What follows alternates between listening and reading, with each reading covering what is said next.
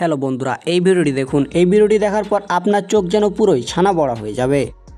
এখানে এই দোকানদারটি সারাদিন বেচাকেনা করার পর দোকান লাগানোর সময় যেন নিজের টাকা গুনছিল। এ সময় সেখানে একজন ছুরি হাতে ছিনতাইকারী চলে আসে।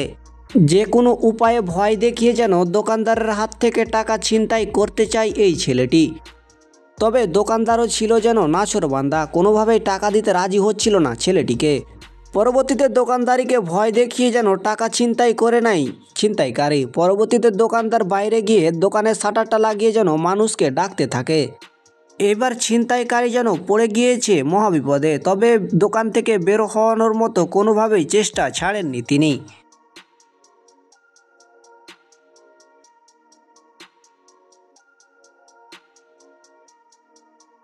তো বন্ধুরা, ভিডিওটি ভালো লাগলে একটা লাইক দিন, যারা আমাদের চ্যানেল নতুন অবশ্যই সবাই চ্যানেলটি সাবস্ক্রাইব করে দিন।